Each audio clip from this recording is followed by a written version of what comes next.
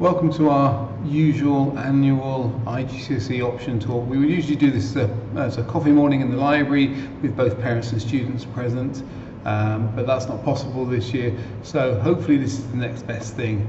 If you do have any questions, please contact me, please email me, and I will do my best to answer them. Hopefully for our students these are exciting times. This is their first chance to really personalise what they learn and make it what they want to do so it suits their interests. Which pathway will they go down? Although perhaps this is closer to the reality, it's not really choosing a path at this early stage. It's more choosing a general direction. So to a large extent you're not blocking off too many doors, but you're obviously, if you go far left, you've then got a long way to go back to the right, so you can make life easier for yourself in the future. It's not really a path, it's more a general direction of travel.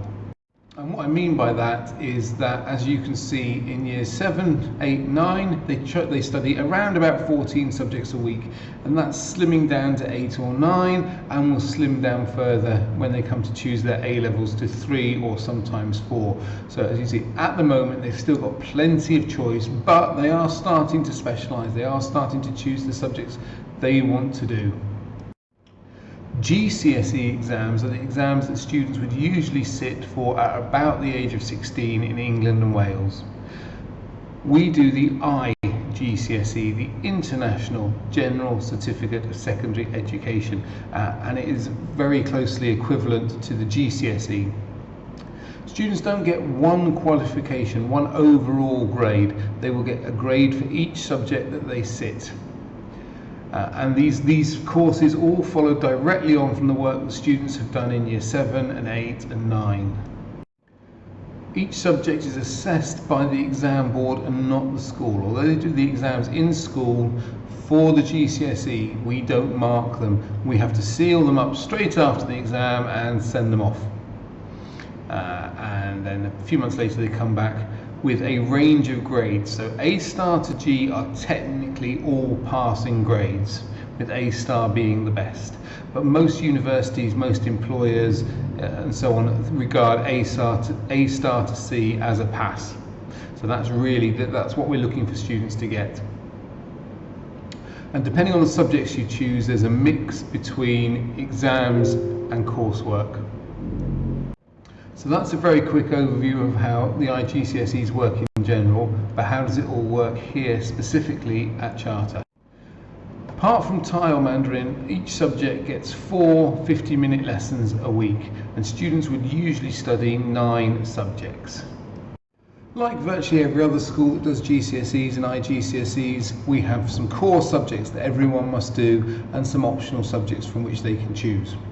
So everyone has to do English. Some students will do first language English, some will do second language English, and there's also an option for students to study English literature on top of first language English. Everyone has to do maths. Everyone has to do either Thai or Mandarin. If you're a Thai national, you have to do Thai. It's the law, and this is the only exception. There are 5 lessons of this a week, because again the law requires us to do 5 lessons a week of Thai for Thai nationals. And finally, there's 1 lesson of core PE a week, which everyone needs to do as well. On top of that, there are 5 optional subjects from which they can choose. The subjects are arranged into blocks for timetabling purposes, and I'll just explain how that works now. So at the moment, on a Monday, everyone in year 9 has Mandarin or Thai, and then period 2 they go to either Thai or Mandarin. Thai is a foreign language or Mandarin. Let's scrub that. On top of that, everyone has an option to choose 5 other subjects. It's not a completely free choice, because sometimes subjects have to be timetabled at the same time. For example, on Monday after break, at the moment, everyone in year 9 does GP. After you've all finished GP, you go on to maths, and after lunch you go on to double science, and you finish the day and everyone goes to geography, and that's all fairly nice and straightforward. Now if we compare that to year 10, on Monday first thing, some of them will do art, some of them will do music, and some of them will do history. Or after lunch, some of them will do ICT, some of them will do IGCSE PE, and some of them will do computer science. Now you obviously can't in year 10 this year do art and music because they happen at the same time, and we're not Hermione Granger with a time changer. You have to choose one or the other, or history if you would prefer, but you can't do everything. And every year some people are unable to get their first choice, and that's not a charter thing, that's an every school in the world thing. We cannot offer an infinite number of choices, and nor can anyone else. So there has to be some choosing. So what can you choose? These are the subjects, and you have to choose one from block A, one from block B, one from C, one from D, and one from block E.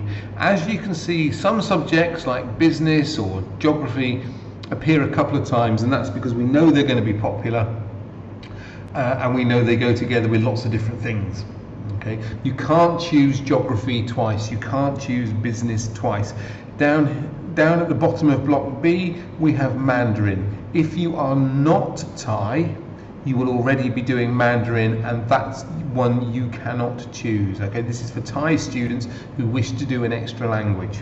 We can't offer Thai to non-Thai students because it doesn't exist as a foreign language at IGCSE. You need to think very carefully about what you choose because it will have implications for what you're able to do in the future. Okay, depending on what you want to do, they may be big or maybe small, but some doors may be closing or made harder for you.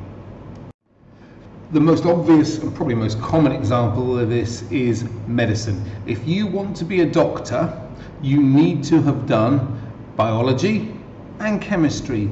If you haven't done biology and chemistry at GCSE, you're going to find it very hard to become a doctor. I would also add, you can't just wish it. You actually have to be good at these subjects. It's not enough just to do them and hope for the best. You have to be good at them if you want to be a doctor. Now, I think this is largely common sense. Choose subjects you're interested in. If you're interested in it, you're likely to do well at it. If you're not interested in it, why are you making your life miserable? Things you enjoy tend to also be things you're good at, things that will help you in your future plans and you can be a success in. That's how you should be choosing these. Again, I think this is just common sense. Do not choose a subject because your friends are doing it. No one subject is easier or harder than another. If you're good at it, you'll find it easy. If you're bad at it, you'll find it difficult. I teach business studies, I teach economics.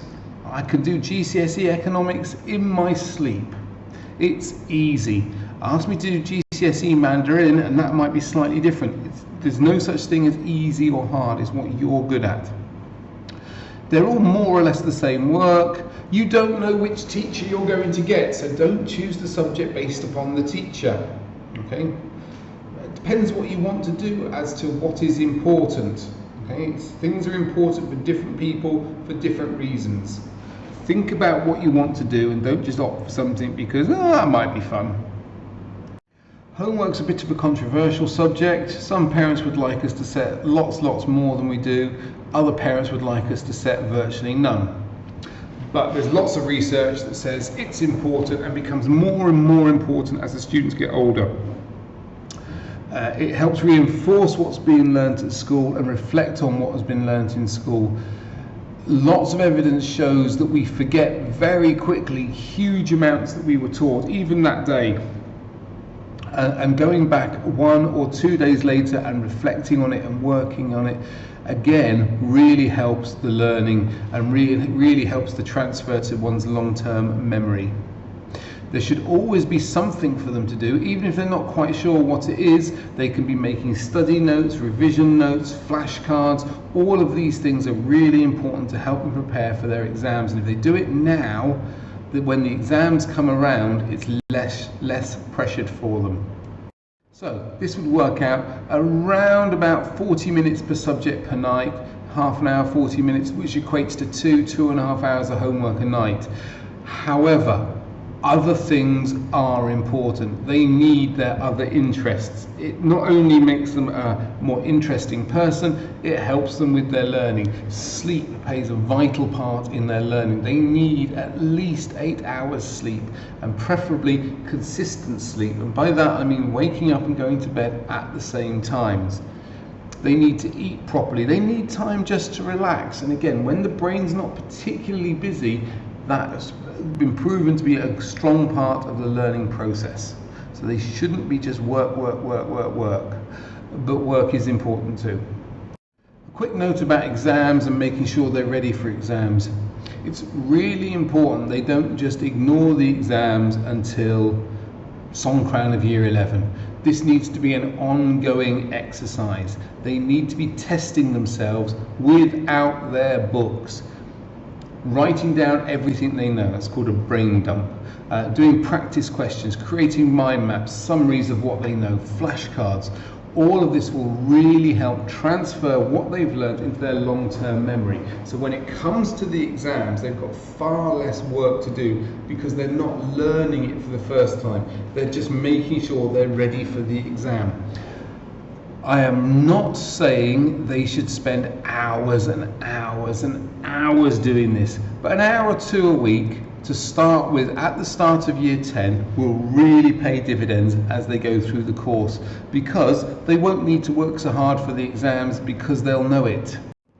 Remember our want to be doctors from before? Well, they're back.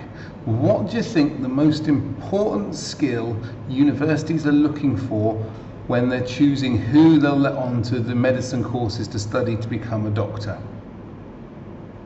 It's not science, it's not maths, it's not their grades. The most important thing they're looking for are communication skills. Yes, of course the exam grades are important, and if you haven't got the good exam grades, you're not going to be a doctor. But how do you show you have good communication skills? Well, there are lots of after-school clubs that will help in lots of different ways. We don't have a good communications club, but if you do lots of things outside of school, after school clubs, outside of school completely, these will provide those skills that they're looking for. It will allow you to show you have them. So building these wider interests. If for example you want to study fashion or be a fashion designer, then you actually need to have done something to show the universities that you have the skills and the talents and the interests and the passion to be a fashion designer. Design some fashion, make some clothes. It doesn't have to be just school-based stuff. Your initiative is important in this too. Computer games are a huge industry, and it's quite a glamorous industry, and lots of our students really fancy getting involved in that, being a computer games designer or involved in that in some way. However, so do lots of other students. So you need to show that you've actually done something rather than just play on your PlayStation all day. That's not really the same as wanting to be a games designer, that's wanting to play video games. So actually do something, design a game, code a game, storyboard games. You don't actually have to write them. There are lots and lots of jobs in this. Think what jobs you might be good at and start playing around with it and show that you can do something. If you just say, I want to do it, without having shown me any kind of skill or interest, it's meaningless. And you will pay for this in year 13 because you will find it very difficult to apply for that really exciting university course that you really want to do. All sorts of options for you. Set up a YouTube channel on something that you're interested in. Set up a blog, write a blog. If you think writing well is going to be important for what you want to do in the future, then find something you're interested in and write about it.